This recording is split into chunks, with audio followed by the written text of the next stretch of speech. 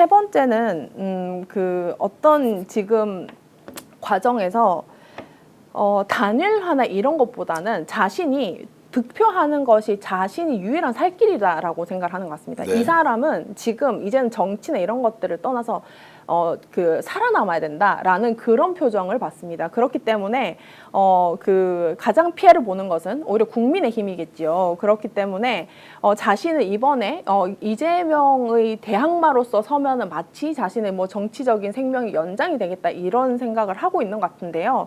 사실 이게 말 한마디로 상황이 이렇게 그 발생하고 종속이 됐었으면은 네. 뭐 어느 정도 대선에서 일어날 법한 일이라고 생각을 하지만 지금 성상납 그 사건이 보도가 대대적으로 되고 있고 이건 포렌식을 해서 이제 지금 뭐 수사가 거의 필요하다라는 정도로 이제 밝혀지고 있는 상황에서 그러면서 자신이 이제 막말을 더했기 때문에 이 사단은 절대로 뭐 민주당에 한 거를 한다는 이미지만 가지고는 살아날 길이 없다라는 부분을 좀 제가 좀 조언을 드리고 싶어요. 예, 지금 모모님께서는 이런 의견 주셨습니다. 슈퍼챗 보내주시면서 정치 고관여자 아니면 뉴스 보고 그런가 보다 해요. 회사 여직원들한테 이준석 얘기하니 잘 모르더라고요. 그래서 이준석에 대해 민주당도 제대로 까발릴 필요가 있습니다. 또 김문수는 아직도 김구 선생을 일본이라고 생각하는지 강하게 따져 물어야 한다. 이제 이것은 맞대응을 통해서 혹시라도 사실관계에 대해서 정확하게 알지 못하는 분들에게는 적극적으로 알려줘야 된다는 것이고 또 의견 중에 상당수는 이거 무대응이 최선이다라고 이제 하는데 자 이것이 무대응으로 가야 될지 아니면은 적극적으로 대응해야 할지는 여러분들과 이제 생각이 조금 다를 수 있지만 저희들은 이 문제가 이미 제기된 이상 본질이 사라지고 형식만 가지고 나를 정치적으로 탄압한다는 부분은 반드시 시시비비 사실관계를 좀 밝혀야 한다라는 생각이 듭니다. 팩트 체크가 매우 중요하다는 거 하나. 두 번째는 국회에서 제명을 추진하고 있는 의원들을 이 행위가 문제가 있는 것인지 세 번째 본인 이야기대로 지지를 계속해달라고 하는 그런 국민적 호소가 먹힐 것인지는 좀 저희들이 따져서 물어야 할 것 같고요.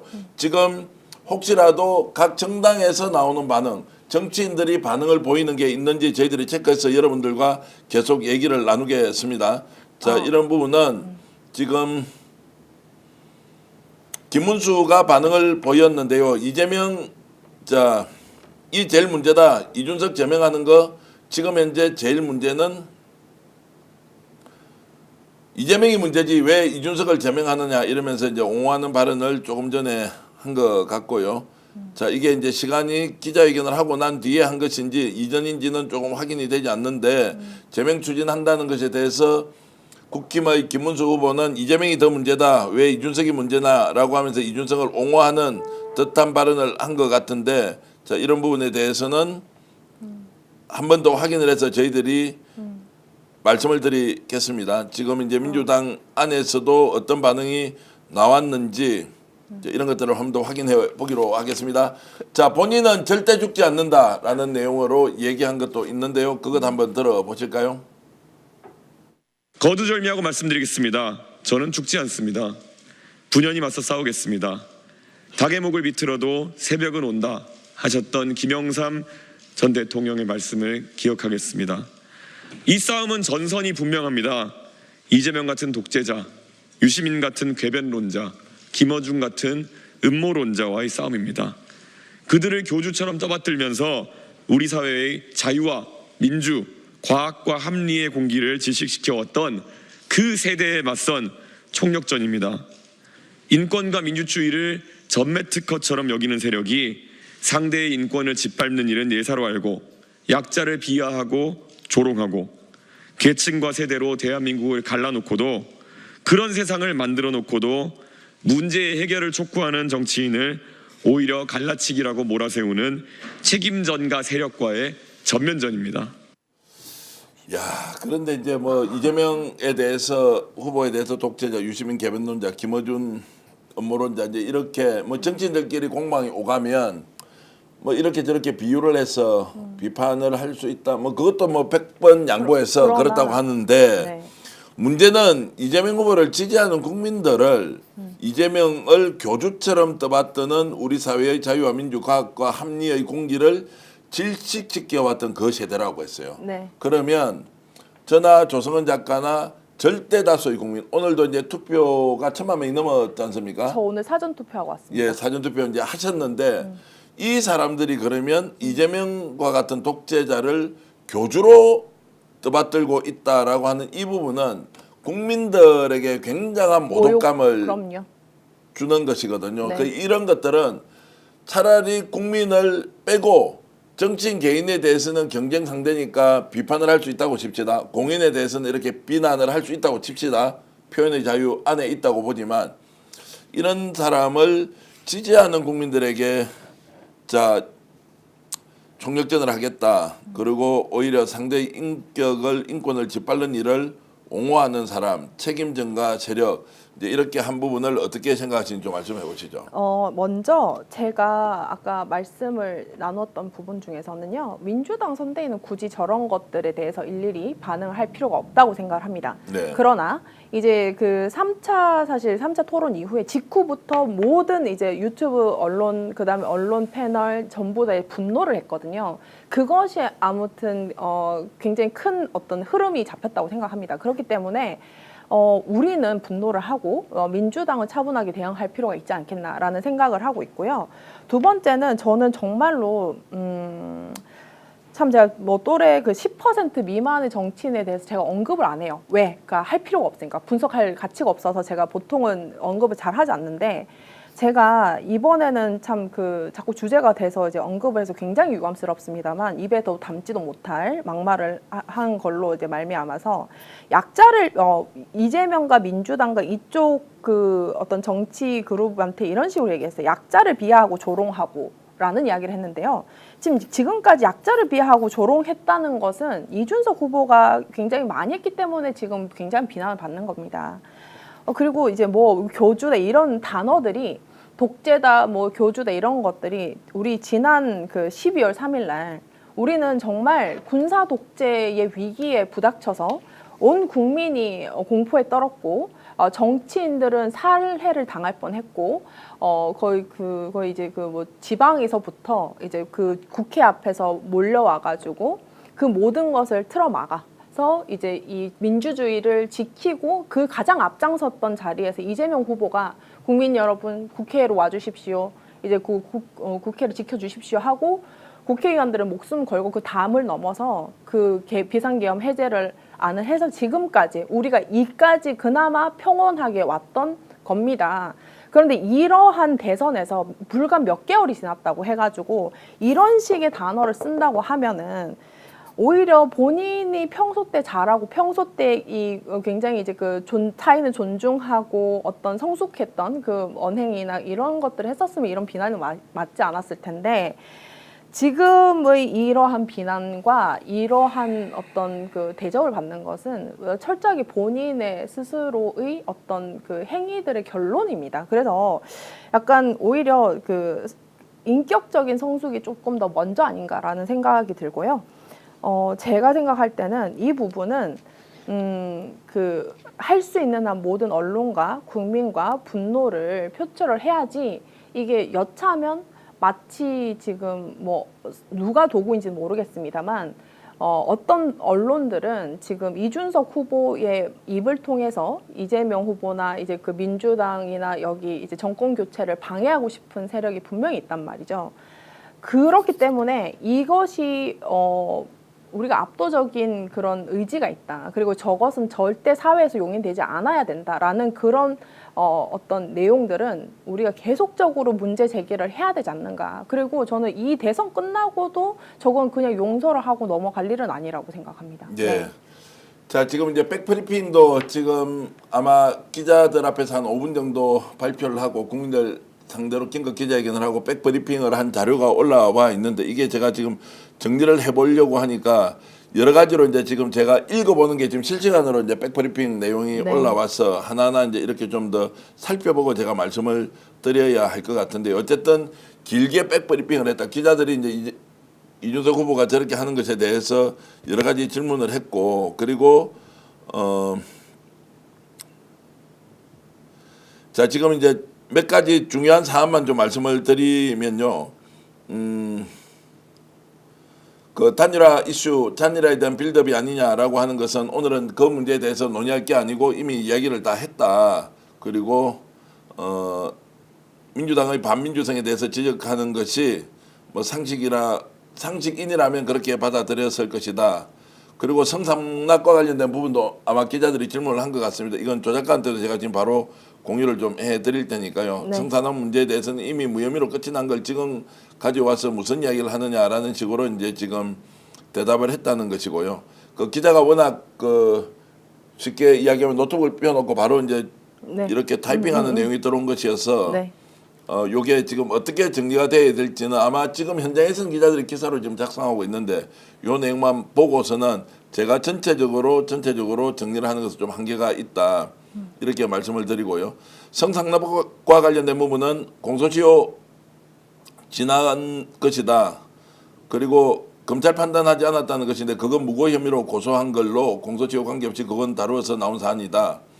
그리고 공식적으로 끝난 것인데 물고 늘어지는 것은 결국 선거에 영향을 미치는 것이다 라고 이제 본인은 주장했습니다.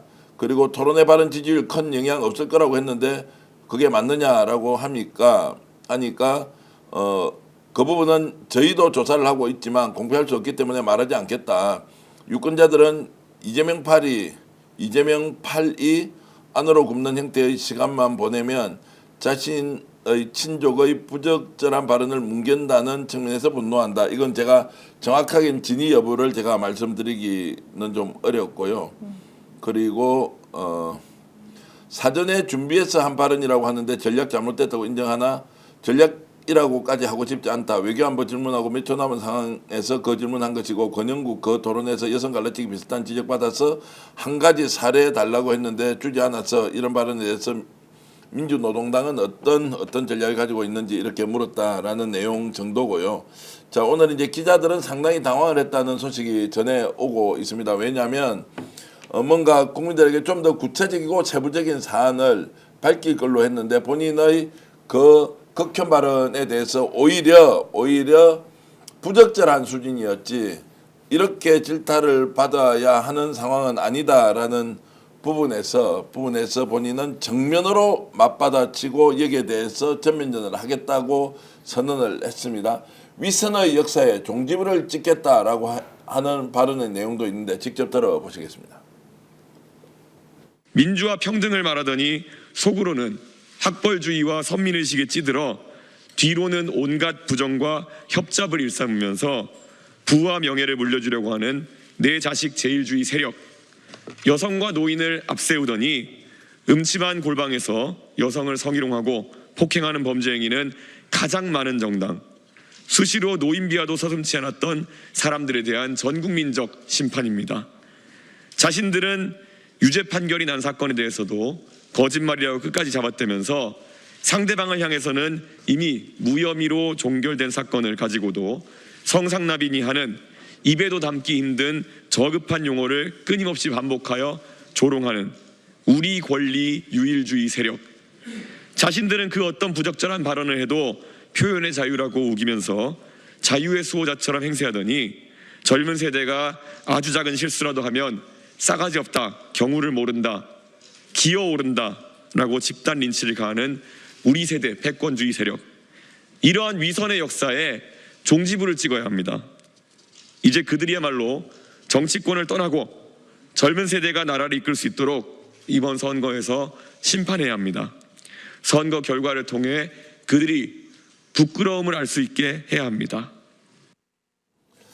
전 의회에 대해서 20대 남성, 30대 남성 중심으로는 이준석을 옹호하겠다, 적극적으로 지지하겠다 이런 분위기는 만들어낼 수 있을 것 같습니까? 전혀요. 일단 현상적으로 전혀 그렇지 않다. 네, 왜냐하면은 저도 사실 많은 커뮤니티라고 하죠. 예. 이제 인터넷 커뮤니티를 정말 많은 곳을 다 돌아봤는데요. 오히려 부끄럽다. 왜 2030을 저런 식으로 싸잡아서 저런 평가를 받게 하느냐 해서 오히려 약간 그 이 윤석열식 표현으로 하면 계몽이 돼서 네. 거기에서 빠져나오는 이제 무엇이 정상적인 가치관인가, 그리고 이런 자기 스스로가 그동안 조롱과 혐오와 저런 이준석의 발언에 동조를 했다는 것에 스스로 부끄러워하면서 이제 빠져나오는 20, 30대의 남성분들이 많아 보이더라고요. 네. 그래서 저런 내용들은 그렇고 전혀 이제 영향을 못 끼칠 겁니다. 왜? 제가 지금 듣는데 무슨 소리를 하는지 모르겠어요. 네. 그러니까 무슨 목적이 있어야 되고 어떤 메시지가 있어야 되고 어떤 자신의 어떤 의지가 있어야 되고 이렇게 돼야 되는데, 사실상 이 상황에 대한 규정 자체를 굉장히 본인 스스로가 그냥 자신의 혼자만 생각하는 것으로 상황을 규정해 놓고 하고 싶을 말만 지금 하고 있는 것 같은데요. 네. 제가 어저께 인터넷에서 이게 많이 이제 공유가 됐습니다. 이런 내용들이 있더라고요.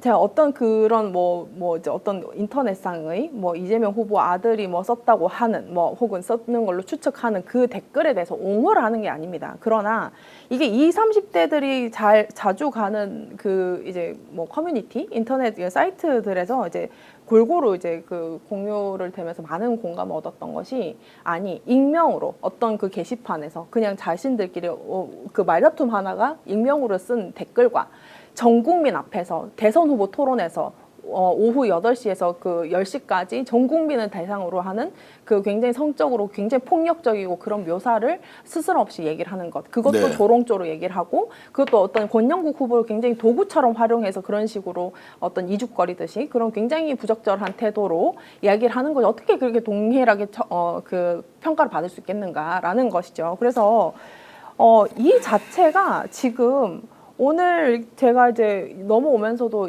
말씀드렸습니다만, 저는 민주당원도 아니고 어느 당원이 네. 아닙니다만, 이재명 아드님을 지금 대선 후보로 선출하는 과정이 아니잖아요. 그리고 네. 이제 유시민 후보도 전혀 이제 민주당원도 아니고 이재명 후보와 어떤 관계가 있어도 전혀 관계 없는 사람인데, 밖에서 어떤 내용만 나오도 전부 다 이재명 대표에게 이제 몰아가려고 하는, 이제 막판에 어떤 뒤집기가 어려 보이니까는 굉장히 이제 이 선거판을 더럽게 만들려고 하는 마지막 어떤, 제가 굉장히 부적절한 단어지만 발악처럼 보입니다. 네. 자, 지금 오늘 제명 추진한 국회의원들이 몇 명인지 또 이름이 누군지 한번 좀 올려봐 주시면 좋겠습니다. 아까 몇몇 분들은 지금 제가 아는 분들이었는데, 지금 제명을 추진했던 국회의원들이 어떻게 지금 이제 입장 표명을 하고 있는지 혹시 체크가 되면 주시고, 이름도 있으면 제게 좀 우리 제작진이 알려주시면 좋겠고. 자, 이렇게 되면 저렇게 강력하게 나오면 부담스러워서 국회의원들이 제명 추진하는 것을 이제 중단할 것 같습니까? 아니면 제명 추진은 그대로 이루어집니까? 어떻게 보십니까?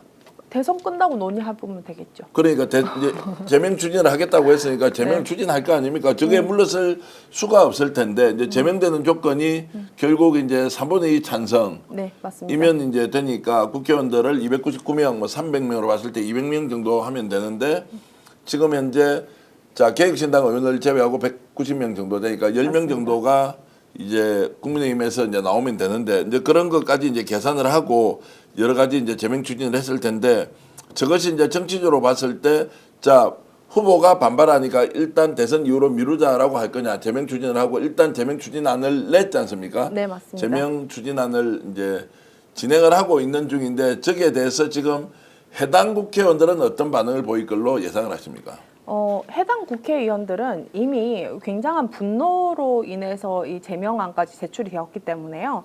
저 분노가 사실 발언 이후에 이준석 후보의 어떤 태도에서도 그것을 상쇄시킬 만한 정중하고 굉장히 정중하고 어떻게 보면 호소력 있는 사과나 어떤 진정한 반성이 없지 않았습니까? 예, 그렇기 예. 때문에 사실상 지금은 굉장히 도구처럼 이 상황을 활용하는 것, 오늘까지도 봤고요. 그래서 제가 생각할 때는 지금 제출했던 분들이 거의 이제 조국혁신당 의원들도 많고 했기 때문에 이 부분은 이재명 후보와는 전혀 별개의 사안으로 이제 국회의원의 격 자체를 이제 판단하는 문제로서 국회 윤리에서 알아서 판단할 일이 아닌가, 그런 예, 생각을 예. 합니다. 자, 이 문제 이제 어떻게 볼 것인지 제가 워낙 급하게 오늘 방송 들어와서 국회의원들 몇 분한테 전화를 해서 한번 봤으면 굉장히 좋은데요. 자, 지금 국회의원 징계안에 대해서 한번 좀 크게 띄워 주십시오. 정혜경, 윤종호, 전종덕, 김남근, 민영배, 박홍배, 임미애, 강경숙, 김선민, 김재원, 김준영, 박은정, 백선희, 서왕진, 신장식, 이혜민, 정춘생, 차규건, 황운하, 용해인, 한창민 21명 중에서 제가 그냥 이렇게 보더라도 민주당 국회의원은 별로 없고요. 맞습니다. 오히려 조국혁신당 의원들이 대다수로 지금 이름이 이렇게 보이는데 네. 이게 왜 이재명 2중대 3중대로 가느냐. 자, 이렇게 좀 생각이 드네요. 국회의원 징계안이 이제 저렇게 나왔는데 자, 지금 제가 혹시 전화를 받을 수 있을지는 모르겠는데요. 저기에 이제 이혜민 의원이 지금 직접 이름을 올려놓고 있어서 이혜민 의원이 이런 문제에 대해서 굉장히 원칙적으로 이렇게 업무를 하시는 분인데 제가 요거 없이 전화드리면 전화를 받을지는 모르겠습니다. 혹시라도 이런 이제 그 이준석 후보의 반응에 대해서 어떻게 생각하는지 일단 제가 전화를 넣어놓고는 있는데 전화가 오면 여러분들께 좀 말씀을 드리기로 하고요. 자, 지금 이제 이준석 후보의 지지율에 대해서도 한번 좀 따져보겠습니다. 자, TV 토론에서 이준석 후보가 저 발언을 함으로써 실제로 이준석 후보가 지지율이 깎였다, 내려갔다 이렇게 이제 일반적으로 보지 않습니까? 네, 맞습니다. 그리고 더 내려갈 것이다, 큰일 났다. 라고 했는데 오늘 저 기자회견을 하면 지지율이 다시 반등을 하고 올라갈 것이냐 공표를 할 수 없지만 자, 이게 대선의 최종적인 득표율에 미치는 영향에 대해서는 우리 조 작가는 어떻게 보세요?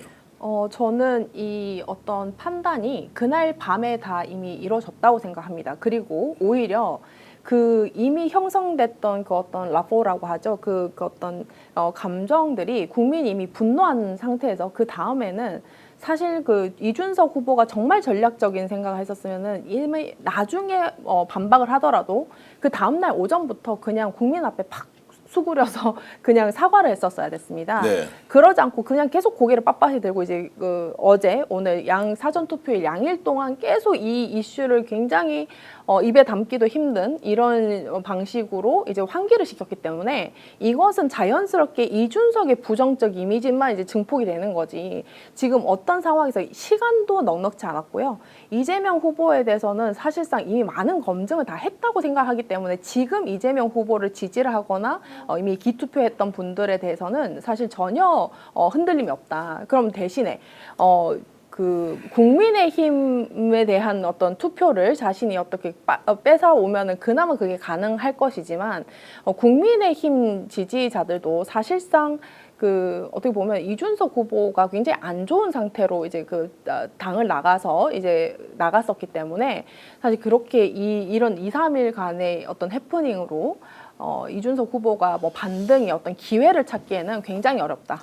그렇게 생각합니다. 네. 제가 오늘 조성은 작가 자리에 있고 조성은 작가가 진행을 하면 저도 할 말이 굉장히 많으나 제가 여기에서 여러분들과 함께 방송 진행을 하고 있을 때요.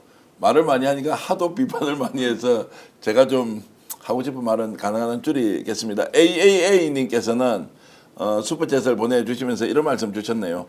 젊은 세대 너 말 잘했다. 젊은 세대가 대한민국 이끌면 좋지. 그런데 이준석 후보 당신은 안 됩니다.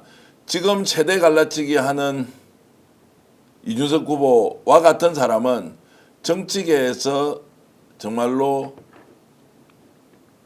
떠나야 하고 정말로 현명하고 세대 갈라치기 하기보다는 같이 할 수 있는 젊은 정치인을 우리가 발굴해야 한다. 그러면 우리는 얼마든지 받아들일 수 있다. 그런데 이준석 후보 당신이 그러면 정말로 안 된다. 국민이 당신을 얼마나 비판하는지를 알아라. AAA님께서 이런 말씀을 주셨는데 진심으로 감사히 말씀드리고요. 이 순간 지금 2만 1,000분 정도 방송 들어와 있습니다.